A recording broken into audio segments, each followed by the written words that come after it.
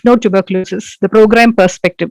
So we all heard that lymph node tuberculosis is the most common form of extrapulmonary tuberculosis, accounting for almost 30 or 35% of all forms of extrapulmonary tuberculosis.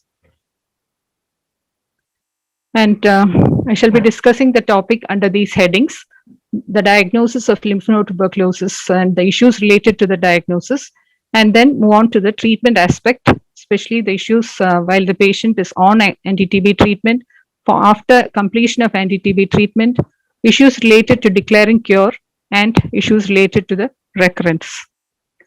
So this is the NTP guideline or the algorithm that is given in the guideline for diagnosis of extrapulmonary tuberculosis. Dr. Allari Mohan was alluding to it this morning. So if an appropriate specimen is available, then CBNAT should be done. And if it is not available, then we have to do liquid culture.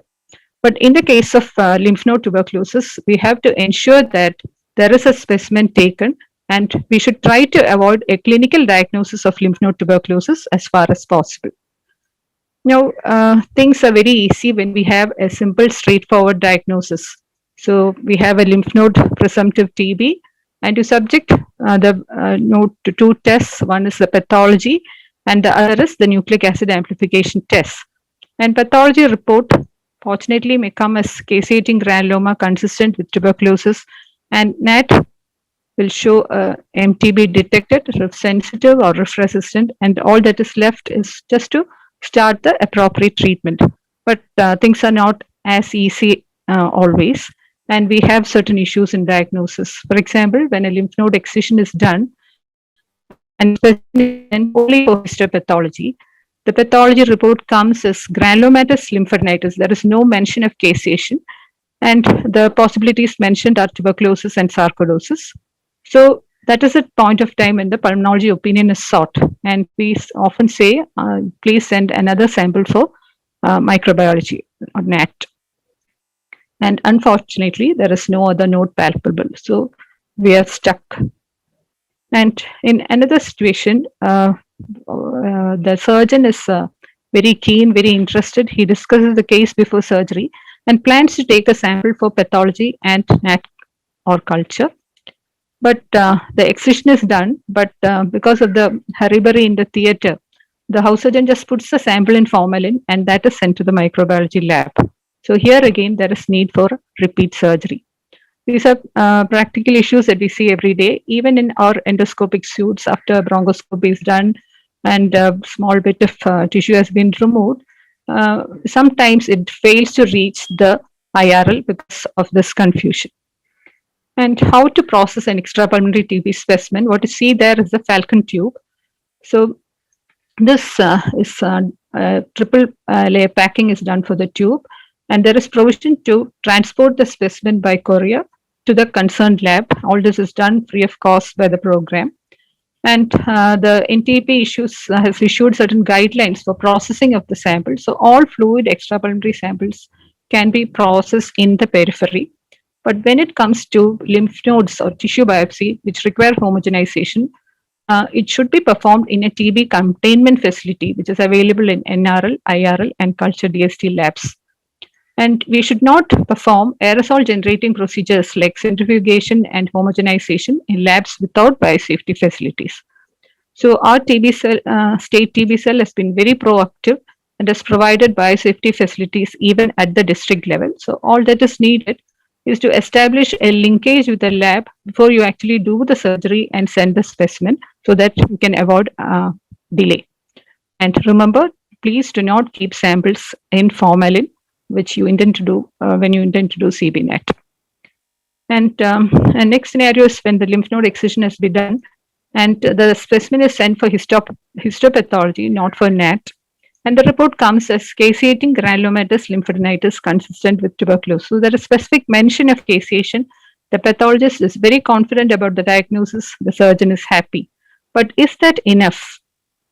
Well, I think there are two issues. One is we all know that in many countries, NTM, non-tubercular mycobacteria, are important causes of lymph node tuberculosis. In some countries, it is more than MTB. And we don't know what the Kerala scenario is.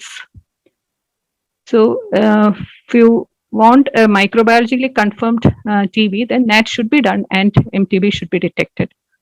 And next is the issue of drug resistance. We are talking about universal drug sensitivity testing for all patients. So every patient has got the right to know his rifampicin resistance status before initiation of treatment, and this can be done only if NAT is done.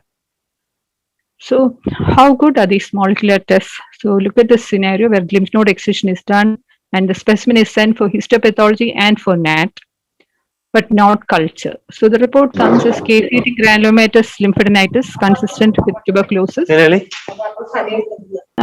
The pathology report says caseating granulomatous lymphadenitis consistent with tuberculosis. So, that is a confident diagnosis, but NAD shows MTB is not detected. So, now you have two different diagnostic tests giving two different diagnoses. And we are in a dilemma, especially when the patient is not willing to accept the diagnosis of tuberculosis. So, actually, this problem would have been solved if a culture was also sent. And but we have to face the field reality that culture facilities are lacking in most states in India. Now, coming to the evidence on extrapulmonary tuberculosis, this is from the WHO document, which looks at the sensitivity and specificity of the nucleic acid amplification tests for the diagnosis of extrapulmonary tuberculosis. And the sensitivity you can see is highest for lymph node tuberculosis. It is 84.9% when it is compared against culture, and it is least for pleural fluid, there it is 43.7%. This is when it is compared against culture. And when you compare against a composite reference standard, the sensitivity still remains high for lymph node tuberculosis, 83.7. CSF, it is only 55.5, and pleural fluid, it is much low, 17. So the sensitivity is high for lymph node tuberculosis, and the specificity also is good with around 95 to 98%. So by looking at these figures, we are tempted to think that for every other lymph node tuberculosis, we will get a positive NAT.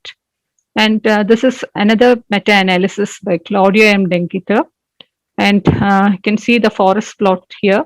Looking at the sensitivity, it comes to 50 to 100% sensitivity and specificity around 98%, both for against culture and against the composite reference standard.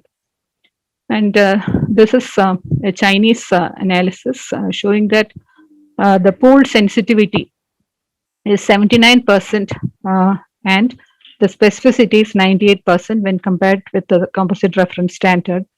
And here again, when compared with culture, the sensitivity is high at 84% and specificity also is high. So all these foreign literature show that there is good sensitivity and specificity with GeneXpert. But what about our own scenario? Do our results match the WHO meta-analysis? So this is data from Kozhikode done by Dr. Beena Philomena Jose. And there they found that the sensitivity for CBNAT when lymph node biopsy is done is only 66.7. And for lymph node aspirate, it is 44.1. So the reason for these discrepancies, this difference in the Western literature is not known. And I think the take-home message at this point of time would be that we should insist on CBNAT, but if we depend solely on CBNAT as a diagnostic modality, we would be missing out on a good proportion of our patients. So we have to do histopathology, CBNAT, and also culture when facilities are available. Now, treatment, it is the same as for other forms of tuberculosis. We have 2 months of the intensive phase with 4 drugs and continuation phase of 4 months with 3 drugs. And there is no need to add other drugs. We often see very senior clinicians adding clarithromycin, quinolones, etc., but that is not needed. But there are also certain issues in the treatment. So first, we begin with the following up the patient. So when you have a pulmonary tuberculosis patient, we can do smear repeatedly, but that is not possible for lymph node tuberculosis. And symptoms like weight gain and fever may be non-specific. And physical examination also may not give you much clues, especially when the node has been removed. And When you do the evaluation of the nodes, if you find that there is enlargement of nodes or appearance of new nodes at 2 months, this is seen in 20 to 25% of patients. And this is what we call the paradoxical response. And this can also end up with abscess formation and sinus formation. So paradoxical reaction, it is actually because of the inadequate clearance of the tuberculoprotein that is released from the disrupted macrophages, and that results in a prolonged immunological response. So this is a paradoxical reaction. So you unusual expansion or new formation of the tuberculous lesion during anti-TB treatment, so that there is clinical or radiological worsening of the pre-existing tuberculous lesions. And this is different from immune reconstitution inflammatory syndrome, which is seen in HIV positive patients who are initiated on highly active antiretroviral therapy. And one article on paradoxical response from the Republic of Korea, where they suggest an algorithmic approach for the management of persistent lymph nodes after treatment. So what is suggested is to have a short period of observation for 4 weeks. If there is improvement, just monitor the patient. But if the lymph nodes are persisting, then we have to go for a rebiopsy. So because we have to rule out alternate diagnoses like sarcoidosis or malignancy. And if the biopsy is consistent with tuberculosis, then if the culture is negative, we have to look at how compliant the patient was in the initial phase of treatment. If the patient was compliant, then there is no need for anti-tubercular treatment. You can just consider anti-inflammatory agents or surgery if there are cosmetic issues or quality of life impairment. But if the culture is negative and the compliance with the initial treatment is poor, then they suggest treating for tuberculosis. Also, for culture positive tuberculosis, treat for tuberculosis. Now, another article looking at the characterization and management of the paradoxical reactions. So, the time of onset of the paradoxical reaction, the mean, it is 46 days, but it can be as early as 10 days. And the median duration of the reaction can be 67 days, but it can go up to 231 days. In fact, we have a patient who is on treatment, a very senior gynecologist who is a teacher of many of us here. And she had a paradoxical reaction which went on for almost 1 year, and we had to have a medical board to decide on her management strategy. So this reaction can be in the form of enlargement of nodes, new nodes appearing, discharging sinuses, etc. And in this cohort, the treatment offered was steroid alone, aspiration alone, steroid and aspiration, but a few patients did not receive any form of treatment. And this is the therapeutic management offered, and find that exclusive surgery was offered in a good percentage of patients. And then there were other patients who received added drugs like fluoroquinolones, ethambutol, steroids, etc. I'd say that addition of fluoroquinolones should not be done because we have the risk of developing XDR tuberculosis. We don't want that to happen. Now, what are the differential diagnoses when you have such a situation? So one is, is it really a paradoxical reaction, or is it actually active tuberculosis? And is it due to Mycobacterium tuberculosis or NTM? Or are we dealing with multi-drug resistant tuberculosis? These are the questions that the pulmonologist is supposed to answer. And by doing a CBNet, we could get answers for most of these issues, because we can find out whether it is tuberculosis. We can rule out NTM by CBNet, and also we can know the rifampicin resistant status. And coming to the response to treatment, what is the ideal regimen to be used? This is done by Dr. Jauhar and his team, and they compared daily regimen versus twice weekly regimen. Of course, now we don't have the twice weekly regimen in place. Still, they found that there was a favorable response to both the regimens. 90% showed favorable response. But what is bothering us should be that 10% of the patients did not have a favorable response. They had only a doubtful response. And in lymph node tuberculosis, the treatment outcome possibly is only treatment completed, and we cannot declare cure. So when there is a doubtful response and the new node is persisting, or a new node has appeared, we have to reassure the patient.